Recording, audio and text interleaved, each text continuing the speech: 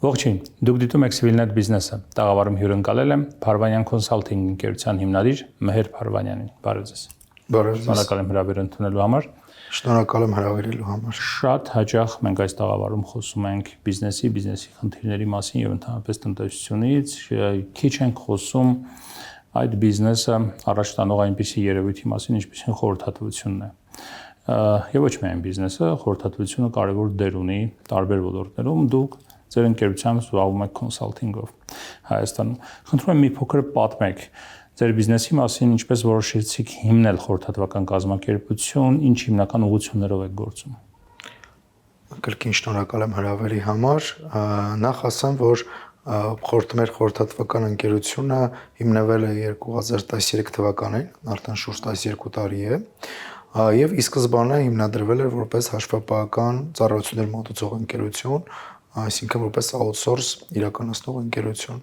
Հաշվի առնելով նաև իմ բեքգրաունդը այսպես, ես ինքս կառավարման մասնագետ եմ եւ երկար տարիներ զբաղվել եմ Հայաստանի տնտեսական անվտանգության պրոբլեմատիկայով ազգային ռազմավարական հետազոտությունների ինստիտուտում։ Հաշվապահ չեմ, բայց հիմնեցի հաշվապահական ընկերություն, որովհետեւ այն ժամանակ outsource-ը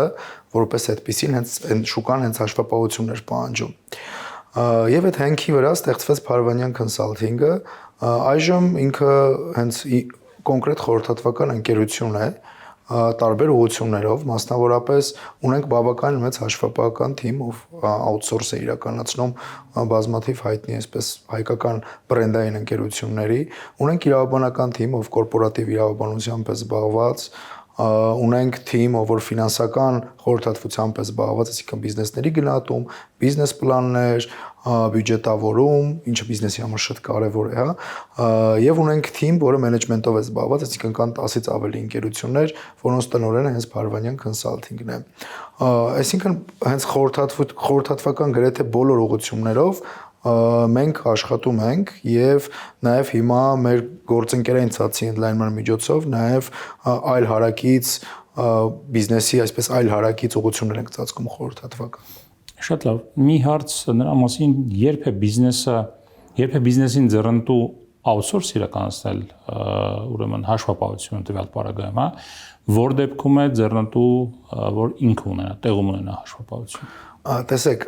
ամբողջ խնդիրը այն է, որ ի սկզբանե հաշվապահական outsourcing-ը որպես այդպիսին շուկան պահանջարկը ձևավորվել է այսպես գնի առաջին գործոնը գինն է եղել եւ մարդիկ outsource-ը միշտ ներկայացրել են որպես ցածր գնի առավելություն, այսինքն ցածր գինը ցածր է, դա առավելություն է, բայց իրականում դա այդպես չի եւ ցավոք սրտի այդ հիմքով են ամբողջ այսպես ընկերությունները զարգացել եւ դրա համար մենք այսօր ունենք շուկայում որակի բավականին մեծ խնդիր։ Ինչու այդպես չի, ասեմ, որովհետեւ կան շատ ավելի գործոններ, որոնք ավելի էական են outsource-ի մեջ։ Առաջինը դա մասնագիտական պատրաստվածությունն է, չէ՞ որ երբ որ կազմակերպությունը տարբեր ընկերությունների հետ է աշխատում, ինքը ունի ավելի մեծ մասնագիտական պաշար, քան մեկ հաշվապահ, ով որ աշխատում է, հա։ Երկրորդը դա ֆինանսական պատասխանատվության հարցն է։ Օրինակ մեր ընկերությունը բացի նրանից, որ ունի պայմանագրային ֆինանսական պատասխանատվություն իր կողմից թույլ տված սխալների արդյունքում, այսպես միակ, չեմ ասի միակ եզակի ընկերություններից է, ով նաև այդ պատասխանատվությունը ապահովագրել է ապահովագրական ընկերությունում, այսինքն դա փոխհատուցվում է ապահովագրական ընկերության։ Այսինքն երկակի մեխանիզմ։ Այո, երկակի մեխանիզմ է, որովհետև հասկանալի է, հիմա կարող է ընկերությունը չունի այդ կապիտալը, բայց փաստորեն ապահովագրական ընկերությունը այդ հարցը կարգավորում է։ Իսկ օրինակ, եթե գլխավոր հաշվապահի տեսանկյունից նայենք, աշխատանքային օրենսդրությունը սահմանափակում է աշխատավարձի եռապատիկի չափով։ Այսինքն, եթե դուք ունեք գլխավոր հաշվապահ, ով օրինակ ունի հստակ մեղավորություն իր անփութության պատճառով, դուք այս պարագայում, այսինքն սխալ մասնագիտական գիտելիքների արդյունքում դուք այս պարագայում կարող եք իրեն նյութական պատասխանատվության ենթարկել մինչև աշխատավարձի եռապատիկը, ինչը փաստորեն կազմակերպության պարագայում այդպես չէ։ Եվ ամենաէական մասը նաև դա բնականաբար կազմակերպության բրենդի խնդիրն է, շուկայում իր անվան խնդիրն է, որովհետև կազմակերպությունը ամեն կերպ ջանում է այնպես անել, նորմալ կազմակերպության մասին եմ խոսում, այնպես անել, որ իր բարի համբավը, իր այսպես goodwill-ը, իր անվանումը բարձր մնա։ Հետևաբար ես կարծում եմ հարցին պատասխանելուց բացառապես շատ խոշոր ընկերություններին են խորհուրդ տրվում ունենալ առանձին թիմ հաշվապահական ըստ իս, բայց միևնույն ժամանակ ստանալ խորհրդատվություն նորմալ մասնագիտացված ընկերություններից։ Իսկ միշտ չէ, որ outsource-ը հաշվապահական ծառայությունների դեպքում դա էժան է։ Իհարկե։ Այո, եւ միշտ չէ, որ դա նաեւ այսպես ասած ձեռնտու է շատ հաճախ ֆինանսական տեսանկյունից։ Եթե ընդհանուր ֆինանսական Այդ ձեռնտու է պատասխանատվության տեսանկյունից։ Այո, այսինքն ընդհանուր ֆինանսական տեսանկյունը վերլուծելիս պիտի միայն դրամական հոսքերի արտահոսքերը չնայել, այլ պետք է նայել դրամական արտահոսքերը եւ ինչ ռիսկ է դա ծածկում։ Հասկացա։ Միջազգային համագործակցությունից խոսեցինք ընդհանրապես ցանցից, խնդրում եմ պատմեք գործընկերային ցանցի մասին ձեր ընկերության, տեղական համագործակցություններն են, ձեր թիրախում ավելի շատ թե միջազգային։ Այս տարի մենք հայտարարել ենք համագործակցությունների տարի եւ տեղական ընկերությունների հետ ենք սկսել համագործակցություն, որովհետեւ գիտեք, ես հասկացա, որ իրականում բիզնեսի զարգացման մեծ զարգացում ապրելու հիմնական նախապայմաններից մեկը դա համագործակցությունն է։ Այսինքն դա տարբեր սինթեզներն են եւ նոր ապրանքների այսպես ստեղծումն է, էլի տարբեր համագործակցությունների արդյունքում։ Հետևաբար մենք հայաստանյան շատ հայտնի ընկերությունների հետ մեր ոլորտում սկսեցինք համագործակցել, օրինակ եւ նորաստեղծ ընկերությունների, բայց որոնց հիմնադիրները այսպես հայտնի են, հա, օրինակ սկսեցինք համագործակցությունը Բադասյան Consulting հետով նախկին պետնախագահ Ռուստամ Բադասյանի հիմնադրած ընկերությունն է, սկսեցինք համագործակցություն Signum ընկերության հետով կառավարման ոլորտում շատ լուրջ փորձառություն ունեցող ընկերություն է, առևտ սելզի ոլորտում scale-up հետ, մի խոսքով տարբեր ոլորտների առաջատարների հետ սկսեցինք համագործակցություն, որի արդյունքում մենք թե համատեղ մեր գործընկերներին թե նոր գործընկերներին արդեն կարող ենք ներկայանալ շատ ավելի ամուր, շատ ավելի պինդ ու շատ ավելի նոր ապրանքներով։ Ինչ վերաբերում է միջազգային համագործակցություններին, ապա մենք բավականին լայն ցանց ունենք համագործակցության Կիպրոսում եւ Կիպրոսի միջոցով կարելի ասել ամբողջ Եվրոպան ենք ծածկում, այսպես, որտեվ այսպես Կիպրոսը կարելի ասել եվրոպական ֆինանսական խորհրդատվական հաբերից մեկն է իրականում։ Ինչու որտեղ գործարքների մի հսկայական հատված այնտեղ է տեղի ունենում։ Այո, օֆշորներով պայմանավորված։ Չէ, օֆշոր Կիպրոսը արդեն չի կարելի օֆշոր համարել։ Էլ ինքը օֆշոր ճիշտ է, հատկապես վերջին մի 5-7 տարի։ Հա, ինքը էլ օֆշոր չի։ Տարիների իրադարձությունների ֆոնին։ Սկսել ենք բավականին հետաքրքիր գործընթաց Ուզբեկիստանում, որը ասեմ շատ այսպես հետաքրքիր շուկա է իրականում։ Միանշանակ ամենալուրջ աճող շուկաներից մեկն է։ Այո, եւ դե կապեր ունենք Ռուսաստանի հետ, մասնավորապես այդ կապերը շատ զարգացան ռուս-ուկրաինական պատերազմից հետո եւ արտահոսքը եղավ այսպես որոշակի բիզնեսի։ Ցավոք սրտի այդ բիզնեսը մենք այսպես ազգովը չկարողացանք նորմալ պայել եւ ինքը sense գնալով Հայաստանից սկսեց հետ գնալ էլի ռուսական բիզնեսը։ Ռուսական բիզնեսին, բայց ինքը գնաց, բայց կապերը մնացին, ես ճիշտ եմ հասկանում։ Այսինքն իրենք Հայաստանով կամ Հայաստանյան իրենց գործընկերների հետ գործառույթներ, գործարքներ իրականացնում։ Անհամեմատ ավելի քիչ, քան 22-ին էր։ Անհամեմատ ավելի քիչ։ Հասկանալի է, որտեղ երբ որ նայում ենք բանկերի տվյալները եւ աճող տվյալները բանկերի հատկապես զուտ-շահույթի եւ այլն, այնտեղ մի մեծ բաժին ունեն, այսինքն այդ outsource իրականացվող գործարքները տվյալ դեպքում արտացին գործոնները դրսից իրականացվող։ Տեսեք, դա 22 եւ 23 թվականներին անհամեմատ ավելի մեծ էր, քան հիմա։ Գումարած դրան ամբողջ խնդիրը ինչի մեջ էր, էլի։ Գումարած դրան, այո, մնացել են այնպիսի գործարքներ, որոնք որ ստացվել են, հիմնականում դա կարելի է այսպես ներմուծման արտահանման process-ներին ենթադրել, որը շատ խիստ ուղղակիորեն կապված է սանկցիոն process-ների հետ։ Որ պահին սանկցիաները դուրս եկան, այդ գործարքները cancel են լինելու, էլի, այսինքն այդ միանշանակ ծառայություններից էլ չեն օգտվելու։ Միանշանակ։ Բայց 22 թվականին ինչ որ տեղի էր ունենում, սա շատ լուրջ հնարավորություն էր Հայաստանի Հանրապետությանը բոլոր սկսած, չգիտեմ, վարձակալությամբ բնականներ տրամադրող մարդկանցից ավարտված միջև լուրջ բիզնեսմեններ Հայաստանը ռուսների համար սարքել բիզնես անելու գրավիչ տեղ, ինչից մենք չկարողացանք օգտվել։ Ցավոք։ Ինչ խնդիրներ եք տեսնում միջազգային գործընկերների հետ հարաբերություններում, ընդհանրապես ձեր ոլորտը ծառայությունների արտահանման ոլորտ է եւ այդտեղ բավական կարեւոր է շատ գործ ուներ լեզվամշակութային, արժեհամակարգային, աշխարհայացքային, երբ որ գործ ունեք միջազգային գործընկերների հետ, ինչպես եք իրենց հետ հարաբերվում, ինչ խնդիրների եք բախվում։ Տեսեք, ես մի լավ նորություն եմ այդ առումով, պիտի ասեմ, որ ես աշխատում եւ եվրոպական գործընկերների հետ, բիզնեսի հետ, հա, եւ փաստորեն արդեն ասիական, Ուզբեկստան, Չինաստան, ինչու ոչ, մենք հայերս բիզնեսի առումով բավականին այսպես լավ մշակութային հենք ունենք, երևի դա գալիս է Կիլիկյան Հայաստանից, այդ մեր առևտրական լինելուց, ոչ թե մենք առևտրական ենք, այլ այդ որովհետև առևտուրը իրականում երևի սովետական միության ժամանակ սպեկուլյանտի վերածվեց եւ դարձավ այդ առևտրականը ոնց որ ինչ որ միտեղ վատ, այսպես պիտակ, բայց իրականում առևտուրը դա բավականին բարդ process է, որը պահանջում է մի շարք կարևոր հատկանիշներ, որից ամենակարևորը ազնվությունն է իրականում եւ win to win, այսպես ասած կոնցեպցիա դիմացինին ներկայացնելը, որը ընդ որում եւ մտավոր եւ հոգեվոր բավականին լուրջ զարգացվածություն է պահանջում։ Հետո առևտուր անելը վատ բան չէ, ճիշտ առևտուր անելը, հա։ Տեսեք, ամբողջ խնդիրը նա է, որ ես հասկանում եմ, լավ լուրը նա է, որ ես հասկանում եմ, որ հայ բիզնեսմենները, եթե ճիշտ այս կոնցեպցիան կարողանում են պահել, իրենք բավականին լուրջ շանսեր ունեն դրսում եւ այն ջանքը, որ մենք իրականում Հայաստանի, սա նաեւ վատ կողմն է, այն ջանքը, որ մենք Հայաստան Հանրապետությունում բիզնեսը, ինչը որ Հայաստանի Հանրապետությունում ներդնում է,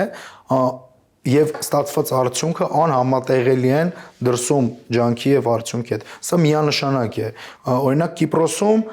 ժամը 4-ից հետո դու մարդկանց հետ չես կարողանում հարաբերվես, մարդիկ արդեն վերջ իրանց կյանքով են, իրանց ընտանիքով են, իրանց ընկերներով են։ Աշխատանքային ժամն ավարտվում է։ Ժամը 16:00-ից հետո իրանց աշխատանքային ժամը ավարտվեց, ոնց որ հստակ, նաեւ կղզու մենտալիտետ է, բայց նույնը Հունաստանում է, նույնը Իսպանիայում է, Ֆրանսիայում օրինակ բավականին երկար են արձագանքում քո այդ կոմունիկացիաներում, ինչքան էլ այսպես չհնչի, այսպես պրոռուսական, բայց ինչքան էլ բիզնեսի մեջ ինձ ավելի դուր է գալի ռուսական մշակույթը, որովհետև շատ արագ են, շատ օպերատիվ են եւ այս 22 թվականից հետո մեր մշակույթի վրա բավականին դրական ազդեցություն թողեցին իրանք իրականում։ Խոսքը մոսկովյան մշակույթի մասին է, էլի, մոսկովյան բիզնես մշակույթի, որովհետև իրանք վերցրել են արևմտյան մշակույթը եւ իրանք ռուսականով տեղայնացրել են, հետաքրքիր բան է ստացվել, էլի, իրականում։ Այո, ինչ հնարավորություններ եք տեսնում խորհրդատվական ոլորտի համար, ինչպես տեղական, այնպես էլ միջազգային համագործակցությունների շրջանակներում։ Խորհրդատվական ոլորտը, տեսեք, փաստացի, երբ մենք նայում ենք խորհրդատվական ոլորտի պայմանագրերը, միջազգային եւ Հայաստանի Հանրապետության պայմանագրերը, ուղղակի զավեշտալի տարբերություն կա, որովհետեւ խորհրդատվական ընկերությունները, ասենք, կարող են կնքել 1 միլիոն, 2 միլիոն, 3 միլիոն դոլարանոց պայմանագրեր միջազգային խորհրդատվական ընկերությունները, հա։ Հայաստանում, ասենք, մի 2-300 հազար կամ մինչև կես միլիոն դոլարը դա այն ամենամաքսիմում գումարն է, որը հնարավոր է, էլի, այսպես։ Չեմպիոնական գործարք է։ Այո։ Եվ այս կոնտեքստում ես բավականին լուրջ հնարավորություն տեսնում եմ ծառայությունների արտահանման Հայաստանի Հանրապետությունից, մասնավորապես օրինակ հիմա մենք հաշվապահական ծառայությունների արտահանմամբ ենք փորձում զբաղվել, այս կոնցեպտն ենք ուզում իրականացնել, խոսքը վերաբերում է օպերացիոն աշխատանքների մասին, որովհետև օպերացիոն ոլորտում մեր ոնց որ ինքնարժեքը շատ ավելի մրցունակ է, խոսքը վերաբերում է ոչ շատ բարձր որակավորում ունեցող մասնագետների մասին, այլ այսպես նորավարտ ուսանողներ, որոնք որ նորացնում են աշխատանքի sense ձևակերպեմ։ Եվ առհասարակ այս ֆինանսական ոլորտում, այսինքն մեր ֆինանսական կոմպետենցիաների խորհրդատվական զարգացման արդյունքում արտահանումը բավականին հետաքրքիր կարող է լինել, այսինքն բիզնես պլաններ, բիզնես valuation-ներ, այն ոլորտները, որոնք որ միջազգային ստանդարտներով են, այսինքն օրինակ հաշվապահություն, եթե խոսենք full հաշվապահության մասին, բնականաբար այստեղ կա հարկային կոմպոնենտը, որ ամեն երկիրն իր առանձնահատկություններն ունի, սրա մասին չեմ խոսում, բայց խորհրդատվական ոլորտի այն ծառայություններ կամ իրավաբանության մասին չեմ խոսում, օրինակ տեղական իրավաբանության, միջազգային իրավունքի մասին, օքեյ, կարելի է խոսել, բայց առհասարակ այն կոմպոնենտները, որոնք որ միջազգային են, հաշվի առնելով, եթե մենք խոսում ենք, որ դիցուկ հայկականությունը եւ հայերը համարում ենք որպես ինտելեկտուալ ազգ, հա, սա շատ հետաքրքիր ուղղություն է արտահանման ամբողջ աշխարհով մեկ մեր ինտելեկտը խորհրդատվական ոլորտում։ Իսկ հատկապես որ շուկաներն են գրավիչ այդ տեսանկյունից, որ շուկաներն են ավելի տարողունակ, ավելի գրավիչ։ Տեսեք։ Ծառայությունների արտահանման տեսանկյունից։ Օրինակ հստակ ձևակերպեմ, եվրոպական շուկան հետաքրքիր է զուտ ինքնարժեքի տեսանկյունից, որովհետև փորձառության տեսանկյունից դժվար է եվրոպական խորհրդատվական, արևմտյան խորհրդատվության հետ մրցակցել, որովհետև հենց խորհրդատվությունը այնտեղից է ծնված եկել այստեղ, հա, բայց այնտեղ հետաքրքիր է մրցակցել ինքնարժեքի տեսանկյունից, ավելի էժան գին առաջարկել, այսպես ասած։ Այո։ Իսկ փորձառության տեսանկյունից, գիտելիքի տեսանկյունից շատ հետաքրքիր է ուզբեկական շուկան։ Շատ, որովհետև մոտ 37 միլիոնանոց շուկա է, ընդ որում պետություն է, որտեղ տարին, եթե չեմ սխալվում, մոտ 1 միլիոն աճ է գրանցում, այսինքն շատ 700,000-ից 1 միլիոն։ Այո, այնտեղ շատ հետաքրքիր է։ Եվ այս այն շուկան է, որ ամբողջ Հայաստանով սկսենք արտանել, մեկը մյուսին չենք խանգարել։ Եվ աճող շուկա է, որովհետև չինական ներդրումները հատկապես եւ ոչ միայն չինական արևմտյան ներդրումները այն երկրները եւ այն ընկերությունները խոշոր, որոնք ցանկանում են թիրախավորել ուրեմն կենտրոնական Ասիան, առաջին հերթին իրենց ներդրումների որպես տեղայնացման իրականացման թիրախ ընտրում են Ուզբեկստանը։ Այո։ Ես ձեր նախորդ հարցի առումով Հայաստանի այսպես շանսերի տեսանկյունից միջազգային ես կարծում եմ, որ մեր այսպես առաջնահերթությունները պետք է լինի առաջին ծառայությունների արտահանումը, երկրորդ հնարավորությունը կապել ԵԱՏՄ-ն Եվրոպայի հետ իրականում, որովհետև նույն Հայաստան-Կիպրոս համագործակցությունից ես այսպես պոտենցիալ տեսնում եմ որոշակի կապ ապահովելու Եվրոպան, այսինքն արևմուտքը այդ գործարքների համար միջնորդություն իրականացնել։ Ոչ միջնորդություն, գործարաններ, արտադրություն։ Հա, չէ, ծառայությունների մասով է։ Չէ, ծառայությունները միանշանակ արտահանում, միանշանակ։ Եվ պիտի ասեմ, որ ներդրումային առումով իհարկե մենք գրավիչ չենք, առհասարակ։ Դե փոքր շուկա ենք։ Բացի փոքր շուկայից բազմաթիվ հարցեր կան։ Գնողունակությունը ցածր է եւ այլ եւ այլ։ Բազմաթիվ հարցեր կան։ Շատ լավ, մի փոքր անդրադարձակ այս հարցին, բայց կցանկանայի ավելի մանրամասն խոսեն։ Ինչ հնարավորություններ կարող են ստեղծել արտաքին շուկաները Հայաստանի տնտեսության համար, որ ուղղություններն են առավել հեռանկարային ըստ ձեզ։ Տեսեք, ես արդեն ասացի, որ ծառայությունների արտահանումը, ինչու, որովհետև ծառայությունների արտահանումը քիչ ծախսատար է։ Երկրորդ մեր այսպես կոչված միջազգային մրցակցային առավելության վրա հիմնված է, այսինքն խոսքը վերաբերում է ինտելեկտին, կրթությանը, ընդ որում կրթական ծառայություններ էլ մենք կարող ենք մեր արտահանել նույն Ուզբեկիստան իրականում։ Լոգիստիկայով պայմանավորված չէ։ Այո, լոգիստիկայով պայմանավորված չէ։ Երկրորդ մասը դա մեր արտադրական հզորություններն են, սակայն այստեղ պիտի մասնավորապես թեթև արդյունաբերությունը, սննդի արդյունաբերություն, մսամթերք, սակայն այստեղ պիտի ասեմ, որ օրինակ եվրոպական շուկաները մեզ համար փակ են։ Այսինքն, օրինակ մսամթերք, երշիկ մենք Եվրոպա անհնար է արտանենք, որտեղ փակ է։ Ուղղակի փակ է։ Այստեղ բավականին լուրջ ստանդարտացման process-ներ Հայաստանի Հանրապետությունը պիտի անցնի, որ կարողանանք նման արտահանումներ ունենալ դեպի Եվրոպա։ Եվ առհասարակ պիտի ասեմ, որ մեր պրոդուկտները թանկ են իրականում, այսպես զավեշտալի բան պատմեմ, ուրեմն երբ Կիպրոս ես փորձում էի շատ հետաքրքիր եւ այսպես սիմպտոմատիկ իրականում պատմություն է, ի սկզբանե երբ որ սկսեցի Կիպրոս նաեւ աշխատել, փորձում էի մեր ապրանքները, հայկական արտադրողների ապրանքները արտահանել Կիպրոս։ Եվ կիպրական մեծ սուպերմարկետների ցանցի այսպես տնօրենի հետ նստած steak house-ում steak էինք ուտում եւ համեմատում էինք։ Եվ համեմատելու արդյունքում հասկացանք, որ պիտի Կիպրոսից ներմուծենք Հայաստան։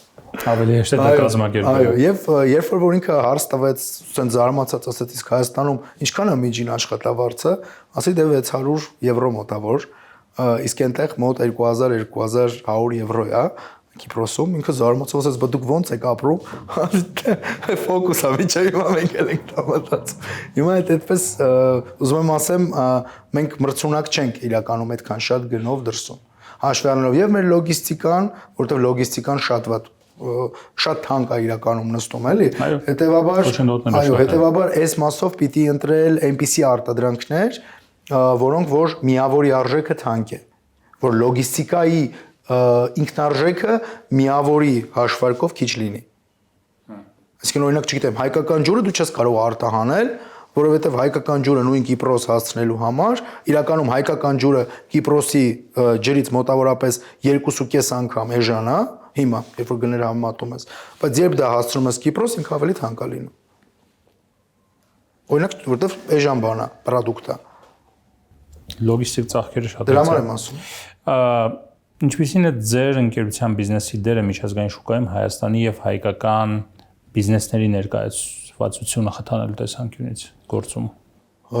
Մենք հիմա ստրատեգիական առումով այսպես պլան ենք մշակում, ստրատեգիական պլան ենք մշակում այդ մասով, որովհետեւ կարողանանք հայկական ընկերություններին հստակ ներկայացնել, թե իրենք ինչ կարող են անել միջազգային շուկաներում։ Մասնավորապես IT ոլորտի մասին է խոսքը գնում, IT ոլորտի վրա ենք ուզում կենտրոնանանք, հենց Կիպրոս, որտեղ ինքը Կիպրոսը IT առումով բավականին զարգացած է, եւ առհասարակ մենք փորձում ենք միջազգային շուկաներ գտնել մեր տեղական արտադրողների համար առաջարկել, հենց հիմա դրանով ենք զբաղված, օրինակ Եվրոպա, Ուզբեկիստան, Հայաստան, Ռուսաստան, տարբեր ապրանքների ուսումնասիրություններ ենք իրականացնում եւ որը այսպես թիրախային հասկանում ենք, որ այստեղ այսպես էկոնոմիկա կարա լինի այս գործի մեջ, սկսում ենք այդ մասով ավելի խորանալ, բնականաբար մենք մեր բիզնես հետաքրություններ ունենք, բայց դրա արդյունքում նաեւ մեր տեղական գործընկերներն են շահում, որտեղ իրենք իրենց բիզնես հետաքրություններն ունեն։ Հաջողության գրավականը բիզնեսում ձեզ համար ո՞րն է։ Հաջողության գրավականը լինել ազնիվ, արդար եւ win-to-win տարբերակին միշտ հակված լինել։ Այլ կերպ ասած, տեխնիկան ասեմ, շահում ես դու, շահում է հաջողությունը։ Այո, տեխնիկան ասեմ, որն է, տեխնիկան հետեւյալն է, որ ցանկացած առաջարկ, երբ որ դու պատրաստում ես քո պարտնյորի համար, միշտ քեզ տանես դնես պարտնյորի տեղը ու սկսել քո առաջարկը քննադատել։ Այսինքն սկսես քո առաջարկին հակառակվել նաև իր կողմից, որպեսզի գաս այնպիսի արդեն առաջարկ ներկայացնես, մշակված, բյուրեղացված այնպիսի առաջարկ ներկայացնես, որը կլինի շահեկան երկու կողմերի համար, այս տեխնիկայի առումով իսկ ամենակարևորը լինել իրապես քրիստոնյա։ Շնորհակալ եմ զրույցի համար։ Նույնպես։ Civil Bбизнես տաղավարում ես զրուցեցի Մհեր Փարվանյանի հետ։ Առողջ եղեք, կհանդիպենք։